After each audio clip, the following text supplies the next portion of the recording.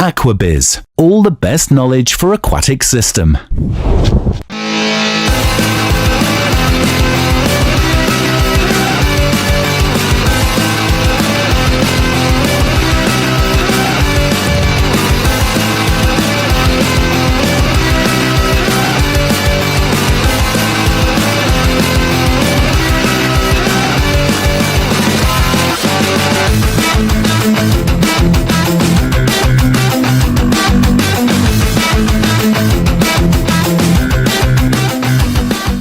Thank you.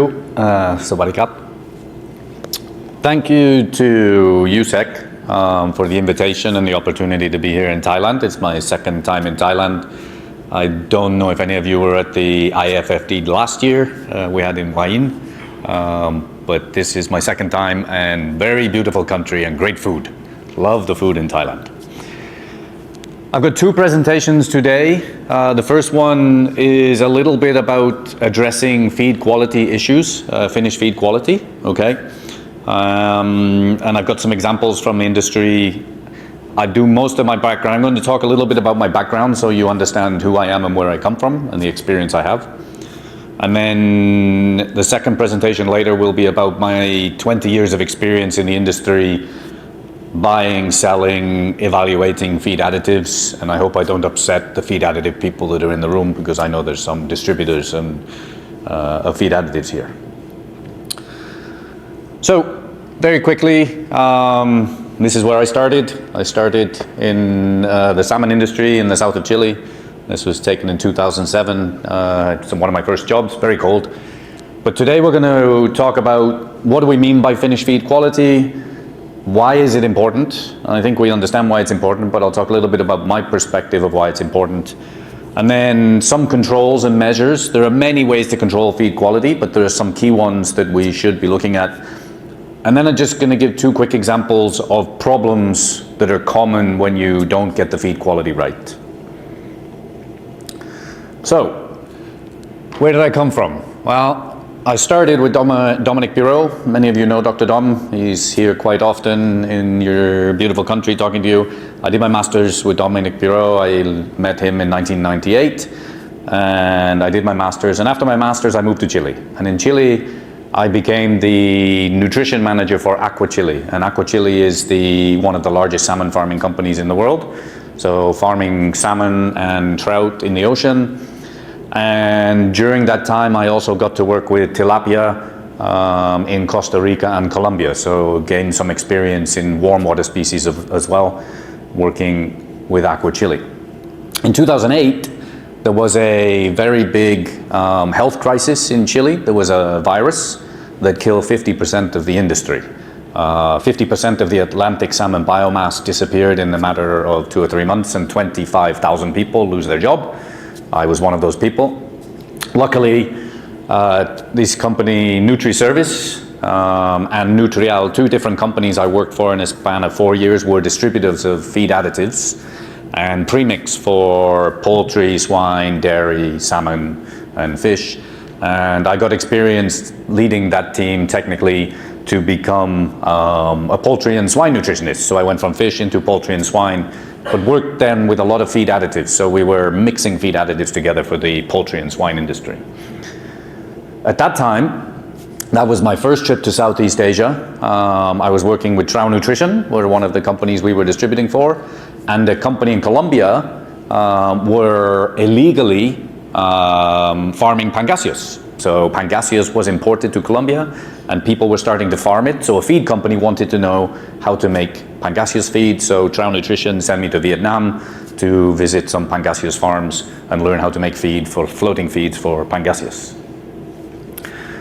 2014, I had an opportunity to form my own company. So a feed additive acidifier from Germany called Adcon. They connected with me to see if I would like to distribute their products in Chile. It was a nice business opportunity, so I started a business and then started to distribute my own feed additives. So this is my warehouse in Chile, and I was distributing feed additives for 5 or 6 different companies, international companies around the world. So I've got a long 20-year experience buying and selling feed additives and evaluating them. Finally, in 2017, I moved back to Scotland. I'm originally from the UK. I moved to Scotland to work for Biomar Fish Feed Group, that some of you may know, one of the big salmon farming and fish feed groups around the world. And I was the technical director there. So back to cold water, back to salmon, but it also gave me a good opportunity to go further afield and go to New Zealand and learn about the New Zealand aquaculture industry. But also as the technical director, I was responsible for feed formulation, for the quality control issues in the factory, for evaluating feed additives again. So 20 years of working, and back full circle, I arrive at Wittaya Aqua, which is the company I represent today. We are the aquaculture feed specialists for USEC, and Wittaya Aqua was formed by Dominic Bureau, and so I'm back working with my boss 20 years later.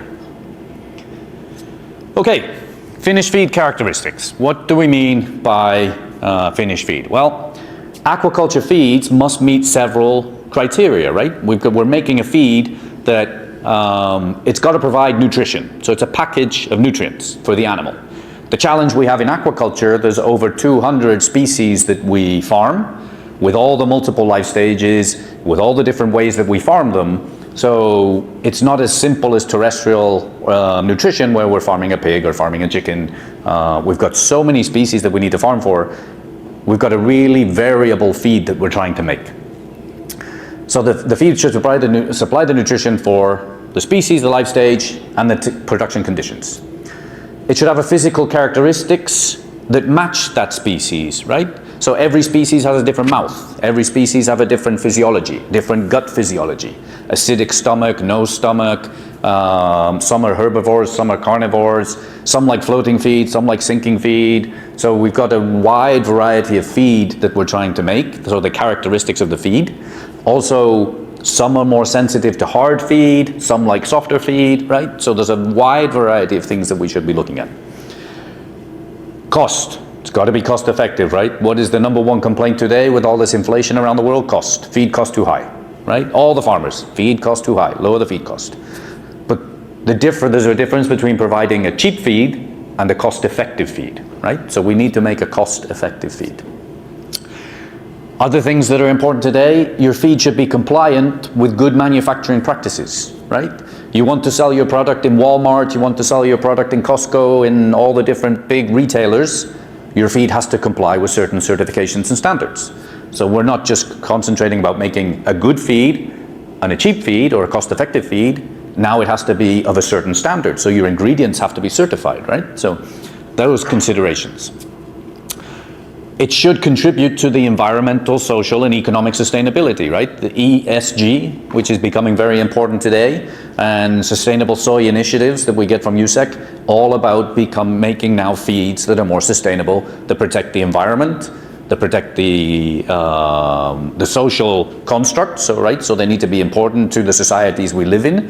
Things like halal, right? When we're talking about our Muslim audience, and so they've got to meet social standards and economic sustainability, right? You can't make a feed that is not going to last into the future with the economic problems that we have around the world.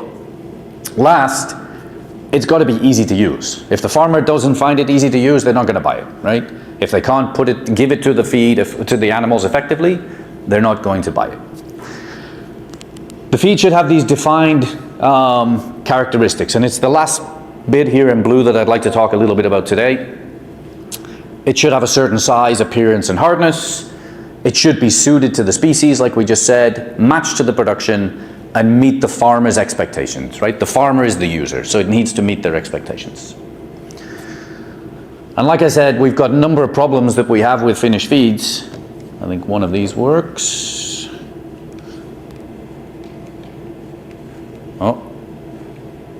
Oh, I don't see on the screen. Oh, okay. So we've got all sorts of different species that we're farming, right? Different species, floating feeds, sinking feeds for marine species, for salmonids. We've got number of different sizes, so we can have pellets that are 22 millimeters, right? So really big pellets for some feeds. Microspheralized pellets that are 0.2 millimeters. We've got to store this feed. Sometimes you're storing and shipping a long way. When I was working in Biomar, we were making feed in Scotland and shipping it to Tasmania. right? So the feed had to be stored in a boat for 30 to 60 days before it even got to the destination.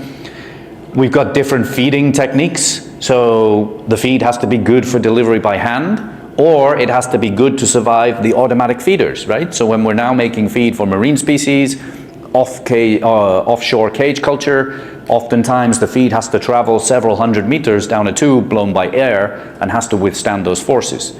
So physical feed characteristics are very important, not only for the species, but for the way we manage and handle feed. But finished feed quality is a balance, right? It hinges on this adequately and consistently meeting an established desired nutritional characteristics, right?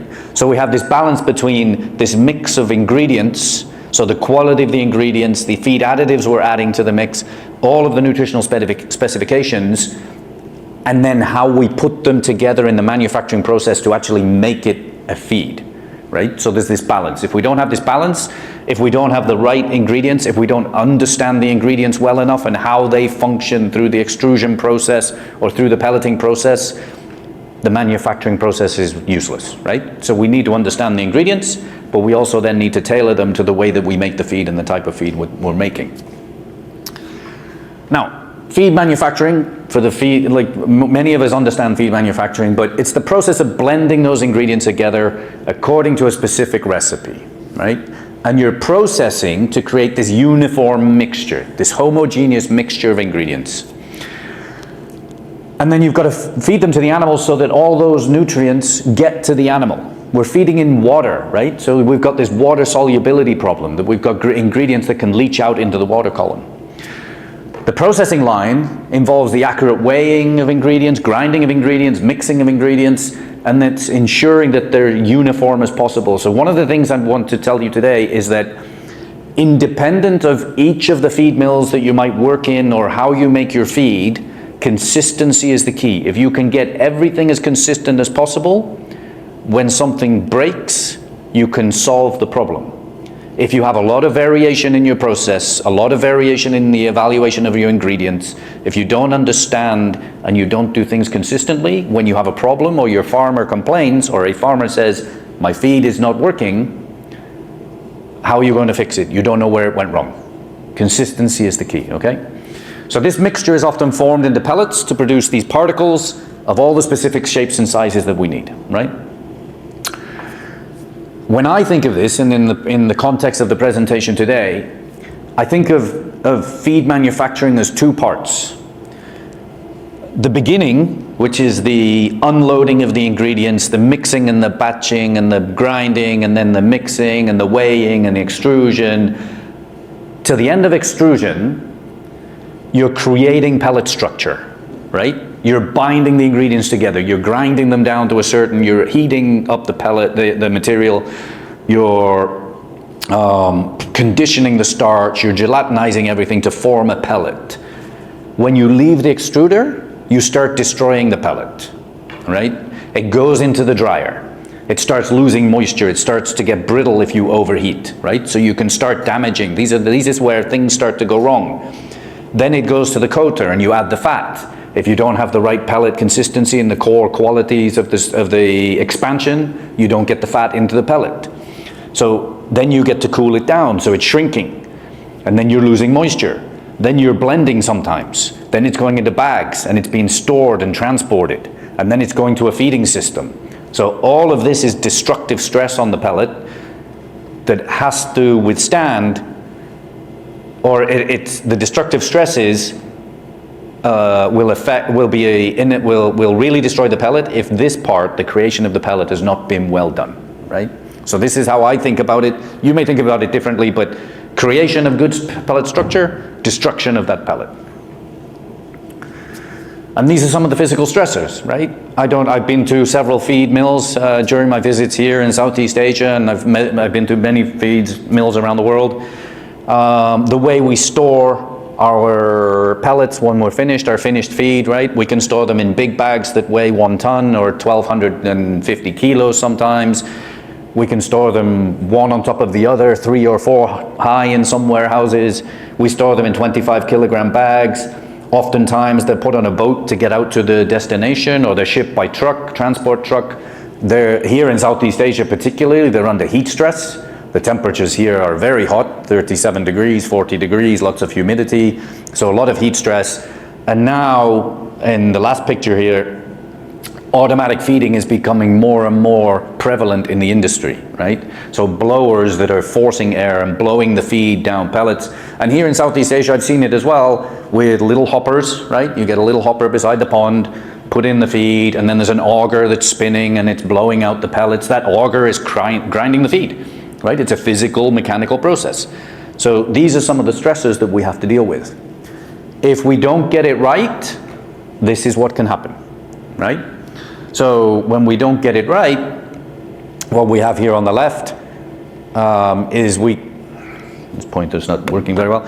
What we have here on the left, right, is you can get poor pellet structure. You can get pellets that are too dry and they shear and they break, right? So they break, and when they break, when the farmer sees this and they open the bag, they're not happy, right? They call you, complain, something is not right, there's something wrong with my pellets. What else is the problem with this is when you're down to automatic feed.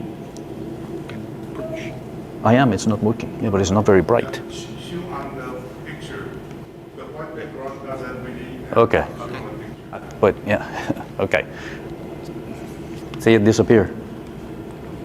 Okay, so when you have pellets that are broken, when they go to the feeder in the auger, they don't work very well. They don't flow because the auger in the automatic feeder is designed to move round spherical pellets. It's not designed to move broken pieces.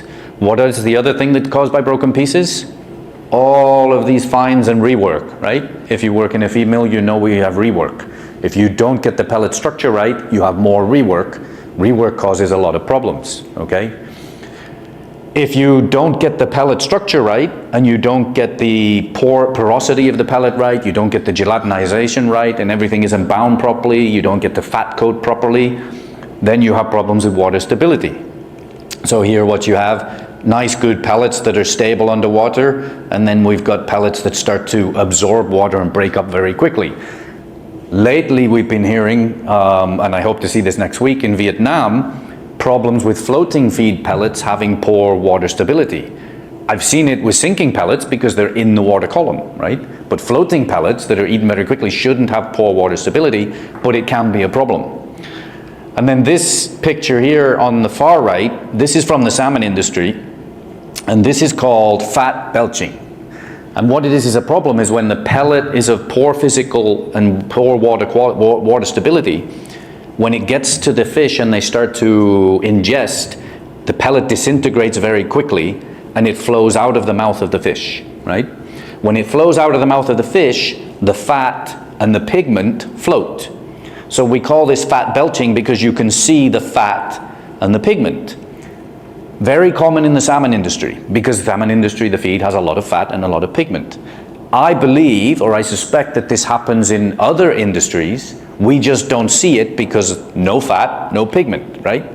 In the tilapia industry, in catfish industry, in all the farming that we have here, there's very low fat feed and no pigment in the feed. So you won't see this, but I believe this is happening as well because this is poor pellet quality and it exists all over the world. So where do we start? Well, quality assurance is where it starts. Quality assurance is a proactive process that focuses on defect prevention, right? This is those critical control points. If you know about HACCP, this is when you're trying to control critical processes throughout the manufacturing process. So it's progressively refining the manufacturing process. And this is where I say consistency is the key. You need to define your process, right? Oftentimes at the end of this presentation, I get a lot of questions about what is the best retention time for a floating pellet? Or what is the temperature of the extruder should be for making a pellet that does, I don't know. I know what it is maybe for making a salmon feed in Chile, but every feed factory, when they make their feed, they should be documenting their process, right? You document the process and you document where it goes wrong. and these critical control points, so steam pressure, steam temperature, water temperature, right? Retention time, particle size, all of these things you measure and you set your own standard for those parameters. And then you can gauge whether things are going wrong. Once you have the standard documented, you can benchmark.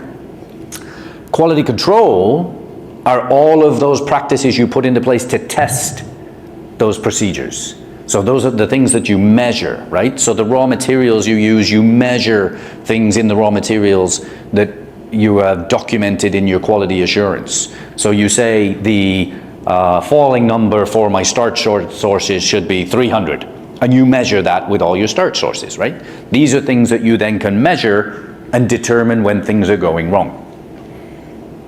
Oops. Now, what is quality assurance? Well, really, it's only just good manufacturing process. Now, there are a number of certification schemes around the world, ASC, GMP+, HACCP, BAP, ISO, right? We're familiar with these, but these are just certified versions of good manufacturing process practices. You only need these if you need to sell to a certain market or a certain client is demanding that you have them as a feed mill. If that's not happening, all you need to do is define your own set of good manufacturing practices and then follow them. That's as simple as quality assurance is. You write your own. Even with these standards, and this was something that I learned very quickly in Chile, in Aquaculture, was when you define, for example, I had to define how many times we sampled or measured protein in the feed, in a finished feed. How many samples did we need to take in 1 year? It was up to me if we did 1 or 101. But if I said in the document that we're going to test 101, I need to then be audited and say that I did 101 tests. If I said 1 and 1 is enough, you only have to do 1. But it was my decision working in the feed mill. It's your decision, you decide the risk, and you decide how many samples you need to take. Quality control, on the other hand, is where do we measure, right? What are we measuring, and then how do we take those samples and measure? And I think quality control is broken down into 3 stages in the feed milling process. Inbound logistics, right? So receiving those raw materials, it starts there. It starts with the team that is receiving that truckload of corn, that truckload of cassava, the truckload of rice.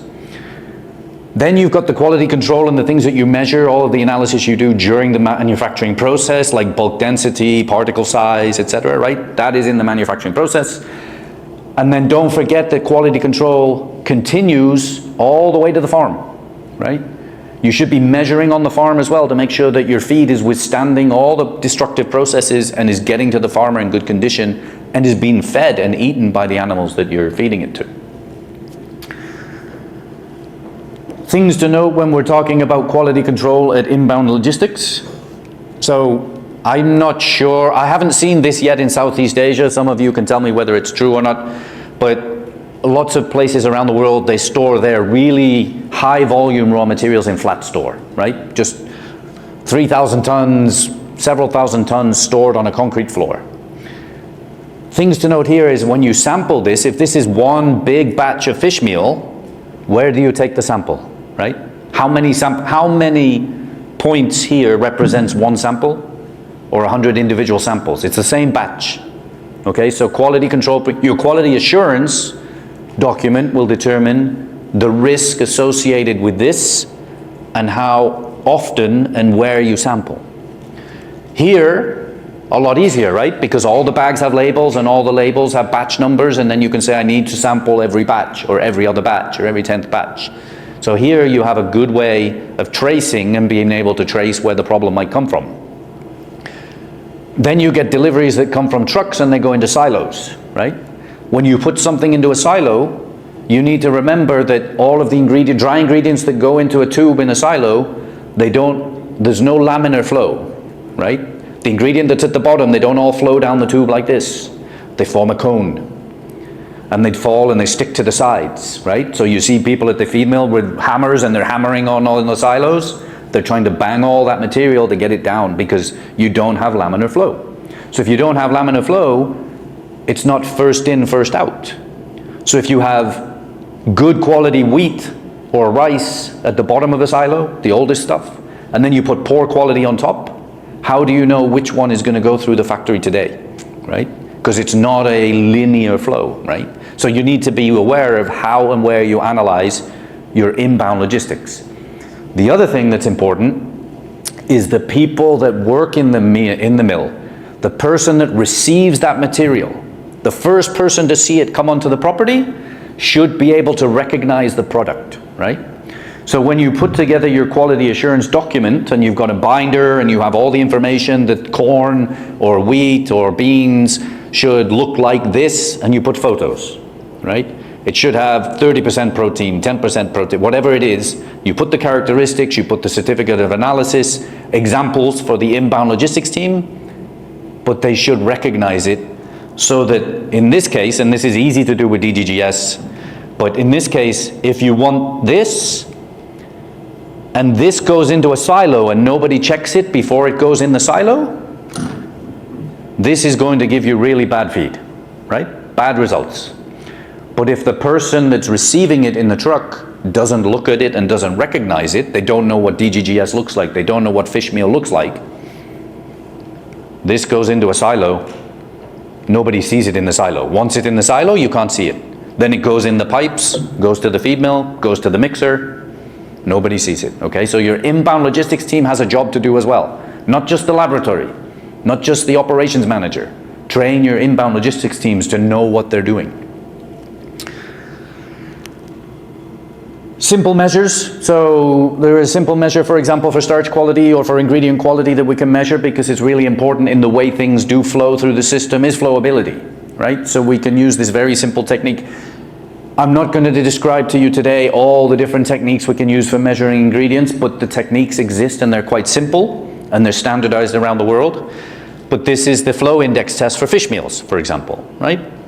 So we get usually a stainless steel cylinder, and then it has a defined height, and we use a sieve and we start to sieve over the cylinder and it builds a cone, right? And the height of this cone, you can see the height changes here. And here you get a different height of the cone. The height of the cone, how high that material will pile up, determines how flowable it will be, right? So the higher that cone builds, that material isn't flowing, right? It's sticky. So then your team knows very quickly, your team that's making feed knows that they might have an issue mixing this product before it goes through the process. So you train your team. You do the simple test, take 2 minutes, do this test. Boss, we're going to have a problem with flowability. We might need to adjust the extruder settings today or lower the amount of this material in the feed. You talk to the feed formulation team. We need to change the formula a little bit because we're going to have problems. But this is a standard that you set. The height of this, so the standard height, you need to determine through testing, right? You need to determine with the fish meals that you use. I can't tell you what the number is because I've used different fish meals around the world. But it's a very simple formula, right? And it's here and you can learn, these exist all over. And you can ask me at the end if you like and I can give you the formula. Starch quality, right? Very quickly as well. So starch is really important, probably the most important component to the physical quality of the feed, right? We gelatinize that starch, it binds everything together, okay? But it receives very little attention. We buy wheat, we buy corn, we buy beans, we buy rice, and we think, okay, we've got starch. We know what the starch quantity is. We know the concentration of the starch. But unless we measure the quality, we can have big problems and big inconsistencies in feed manufacturing, right? So there's a simple test and it's called the falling number. Well, how does this work? Well, it works because when you harvest the grains, right, and you store the grains, if you've got high moisture content, they can sprout. As they sprout, and as any of the grains start to sprout, they're using up the amylase, right? So they're using up the starch as fuel. So sprouting grains result in the production of alpha amylase, right, the enzyme, and this degrades starch. So if you do this test, which is called the falling number, and it's called the falling number, and I'll show you in a minute why, it's because you're actually dropping a plunger into a material. It's just a very practical, simple indicator of the quality of the starch. Now, here we've got numbers that say falling number greater than 300 is no sprout damage, 300 to 200, some sprouting, 200. These rules of thumb, you need to determine what works best for your starch source, okay?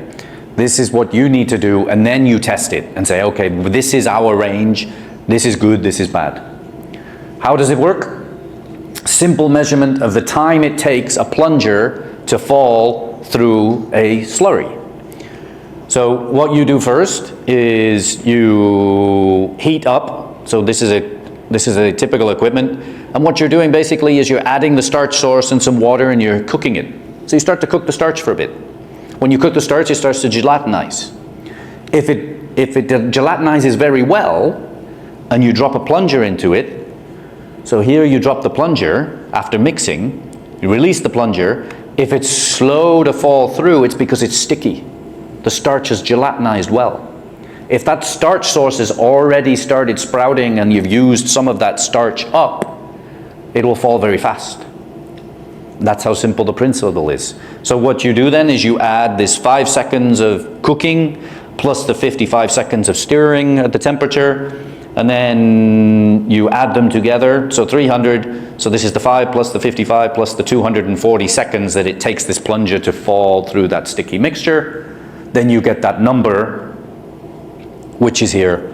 So 300 good, 300 to 200, some sprouting, not so good. The number really isn't the important thing. What is important is to know that your factory, the people that are making the feed, know we might have a problem, right? This starch might need a little more retention time because it's got less activity. It's already sprouted, we've got less activity. We might then need to cook it a little longer or slow down the preconditioner to get some more of that starch gelatinization out of it, right? Typically from what we're doing. So these are indicators, and just, you've seen it when you cook pasta at home, it's very easy, right? If you cook pasta at home, if you get good quality pasta, you get, with a high falling number, you get nice sticky noodles, or you get poor when you have some of the starch has been released, right? You know what this looks like, okay? When you heat up noodles the next day, you cook the noodles one day, you've used the starch, you reheat the noodles, right? It's a totally different product because the starch has been used, okay? All right, quality control in the feed mill, and I can't talk about all of it, I've only got 22 minutes left. We've got quality control. You need to measure things that are happening at the crushing part of the process. Grinding, particle size. You need to make sure that it's homogeneous, right? So this is what the target is. Then you have this if you've got a preconditioner or just an extruder, you've got the preconditioning temperatures, pressures, you've got moisture, you've got retention time, the heat, the steam, the water, all sorts of things that you can be measuring. During the drying process, you've got the velocity, so how quickly the feed moves through the dryer, the relative humidity of the air outside. Southeast Asia is really humid outside, right? This plays it's a parameter that's important for how quickly you should be moving product through the dryers. The bed depth, how deep is that feed in the bed?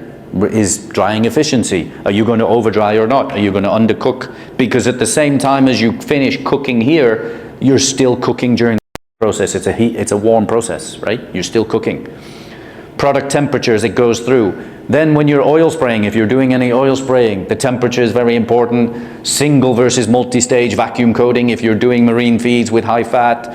The type of fat is important. Where do you add the fat? So do you add, how much fat can you add during the mixing process is important, or do you have to top coat? Added ingredients, when do you add them? The feed additives, right? Some feed additives you can't add here. You have to add with the fat, otherwise you kill the probiotics, for example. Enzymes are not very good going through the extrusion process. And then the cooling and the packing, the temperature is important. Packing, right? If the moisture is too high, and you pack on a certain day, you get condensation inside the bag, you close the bag, it goes to the farm, they open the bag, it's moldy, right? So all sorts of things that you need to control, but you have the standards in your quality assurance manual, and you control them with the tests as you make the feed. Very quickly, particle size, right? So particle size, one of the things it does, remember this is about the farmer opening the bag, it gives you good looking pellets, right? You see a nice clean pellet, uniform pellets. You don't see chunks of corn or rice in the pellet. It's a good looking pellet. You reduce the incidence of dye orifices plugging, right? If you work in a feed mill, you've got the dye, very expensive, and as the particle sizes and these pellets are trying to get through the dye, especially with small dyes, and you have big chunks of improperly ground particles, they plug the dye. But what happens when they plug the dye? Pressure goes up in the extruder. So then you have to adjust the extruder conditions, right? So particle size matters for that.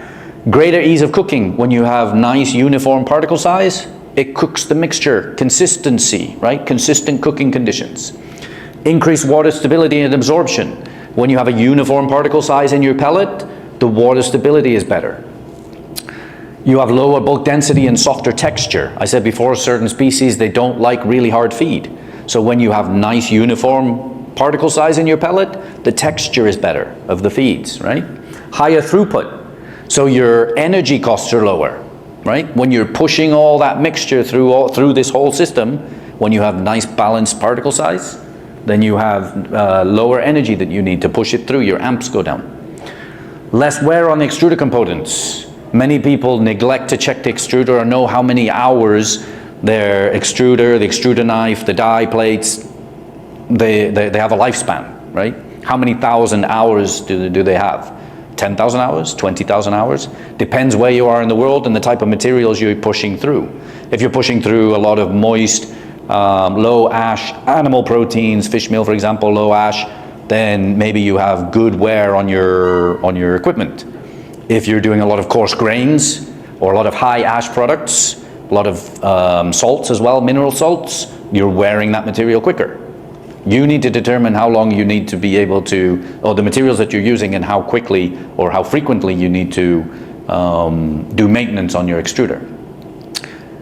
Interestingly enough, you get lower microbial survival rate when you have a nice uniform mixture. Why? Because you get better moisture penetration and better cooking. Then during the drying process, you can dry that product better and you don't get pockets of moisture where mold can grow, right? Where bacteria can grow. You get improved digestibility and palatability, right? Surface area, right? You increase the surface area when you've got nice, small, well-ground materials. And you get the improved retention of liquid coatings.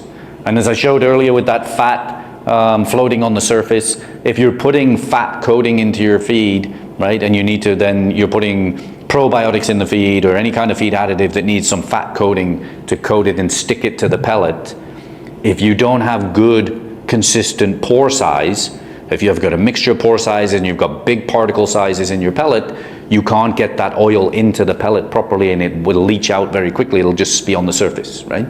So very important there. I'm sure you're all familiar with the ways that we test particle size. We have a stack full of sieves. So these sieves go from increasing to decreasing diameter of the mesh, right? And so you, on a shaker, you put the material in the top, you shake, and then you measure the amount or the weight of all the different particles retained in each sieve.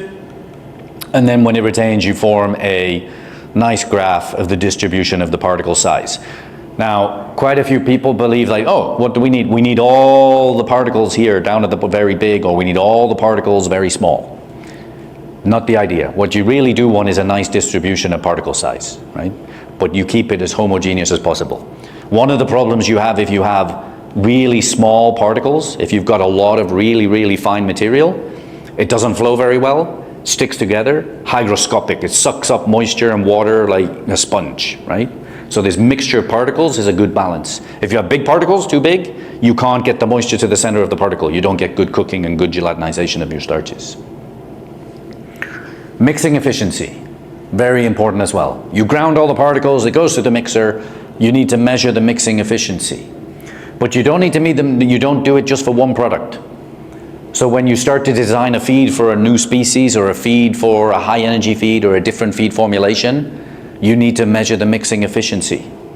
Because just because let's say a 28% protein diet that you're making for catfish, and then you decide that you're going to start making a higher energy one and you want it to be 30% protein, that new formulation is going to take longer to mix or shorter time to mix. You need to measure it for each product and say, for this product, this is the defined parameters. And the defined parameter for this product is, I don't know, let's say 2 minutes, and this one is 3 minutes. You define it, and then you stick to it, right? And there are tests to measure the mixing efficiency. And measuring mixing efficiency, there's micro tracers that you can put in the feed, and then you mix for 30 seconds, take out some sample, mix for a minute, take out some sample, a minute 30, take out some sample, and you're looking for a homogeneous distribution of that particle size. Once those particles are then homogeneously mixed, then you know that for that product, with this particular particle size, with this particular mix of nutrients or raw materials, that is the mixing efficiency. And when you do your mixing efficiency tests, you're looking to reduce the coefficient of variation, right? And less than 10% is good. Once you get less than 10% coefficient of variation, then you should be happy with the mixing time of that particular product. Okay, measures of finished feed quality, and this is some important ones. There's 3 really important ones. There's many you can measure, but there's 3 really easy ones to measure and pretty important. Bulk density, water stability, and durability, right? And I'm here to tell you that no matter how consistent you get your machines working, you get the extruder working, you get all your raw materials defined, you will not be perfect, okay? This was a test that we did at a laboratory in Vietnam using a commercial scale extruder, same formula, right? 8 diets, exact same formula, all the same raw materials. And then we did 8 separate extrusions of these feed, same feed, and look at the variability in the pellet quality, right? So diameter of the pellet, variable. So we've got some pellets that are nice, 4.4, 4.3, 4.4, and then we get small pellets. What happened? On this day, what happened? Same raw materials, same person running the machine, same conditions. Humidity of the air, the water temperature, don't know, right? No matter how consistent you can be, but what this allows you to do is go back and say, I know what changed on this day, right? I know what changed because I did everything consistently. The formula was the same, the particle size was the same. Now I can eliminate those as the problem and say, okay, what was it? Was it the water temperature? Was it something else, right? Look at the bulk density changes. 322, 412, 379, 363, right? So no matter how consistent you try to be, you will get variation, right? But you need to be aware that you're getting it, and the way you were aware of it, quality control testing. You have to test your feeds. If you've got a long production run, sometimes you have production runs that are going to go for the whole day, 24 hours, or across a couple of shifts. As those shifts change, new people come to the factory today, like in the afternoon shift, they're going to start working. You keep measuring bulk density during the day, and if things start to change, then you say, okay, hold on, what do we need to change? What's happening, right? Is it some new wheat that we got? Is it some new rice? Is the fish meal we're using the same one we were using earlier today, right? You need to ask those questions and adjust your settings. But you can only do it if you keep measuring through the process. Water stability, okay? Some important things with water stability. Quite an easy test to do, okay? Water stability, you can do it simply by having a graduated cylinder with some water in it, and you put the pellets into the graduated cylinder and you just let them sit, right? And you see how long it takes for them to break down. You can do it over a certain standardized time period, then you filter those solid materials and then you weigh what's left. That's one way of doing it. There are ways you can do it where you actually do it using air bubbles, right? So you can bubble the liquid in the tube to make it a little more realistic as being in moving water that's under aeration, that are animals being fed. But there's ways to do this that are maybe more applicable. One of the things that's really important, and people get this wrong quite often, is make sure to perform the test in the type of water that the feed is going to be delivered to the animals in. If you're going to test water stability in fresh water in the office or in the factory, and that feed is going to salt water, it's not applicable, right? The same if you're going to do your floatability test. If you're going to do floatability in salt water, do it in salt water. If the fish are going to be fed in salt water, you do floatability in salt water because things are more buoyant or less buoyant in different salt concentrations, right? So make sure you use the correct water when you're doing your water stability tests, okay? But very simple test. Very quick to do. You can do it anywhere during production, and you can do it on site. Pellet durability test, also very important, right? How well is that pellet that you've made going to withstand all of the processes of the delivery and to the animal and delivery to the site, right? Once you've got the pellet in the bag, how well is it going to withstand the forces that you're about to apply to it? Now, it's becoming more and more important with all these automatic feeding systems, right? All these hoppers and blowers that are blowing feed out, all the lines that they're traveling along, that the feed is traveling along. What these testers do, there are a couple of types. There's a tumble tester, and then there's the Holman there, the NHP 100. But basically what you're doing is submitting these pellets to physical stresses like banging them around in a bin, right? You're throwing it in the washing machine and turning it on. This is what these are doing. Under dry conditions, you throw it in the bin, that spins around like a tumbler, and the pellet, and you can also put different hard particles in there as well at the same time, and they just smash the pellets. And at the end, you measure how much of that pellet mass is whole still at the end of a predetermined time, right? But very important to do so that you know that your farmer is not going to be calling you to say, I just opened this bag that traveled down the country road to get to me, or traveled by ocean or traveled by boat, and all the pellets are in pieces. Or I put it in the hopper, and when it lands on the water, it's in pieces, right? You need to know that your pellets can stand up, and these are simple tests that you can do, right? And this is what we should be doing. Important thing to remember as well, as the pellet size gets bigger, the pellet durability goes down. Bigger pellets break apart easier, right? They're weaker. Small pellets, no problem, right? So you need to do in your quality assurance is the number of tests you need to do is probably more for the bigger pellets than it is for the smaller pellets, because you know the smaller pellets are quite durable. The bigger pellets are going to need more testing frequency to make sure that they're going to withstand the physical forces. And so if you don't take care of this during the process, you end up with problems. So if you've worked in a feed plant, you've seen this before, right? Cleaning out the pellet because you've got like things that are not flowing right, your steam pressure wasn't right, the water pressure wasn't off, there were not enough liquid going through the extruder, and you have to take it apart and clean it out, and downtime in the factory is going to cost you money.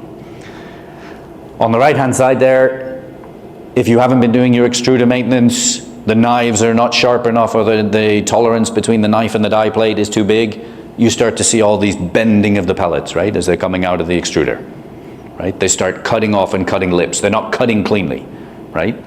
This looks bad for the farmer, but this is also going to clog and cause problems with the automatic feeders, right? It doesn't, you might look at it and see the fish are going to eat it. They might do, but you might not be able to deliver it to the fish efficiently, okay?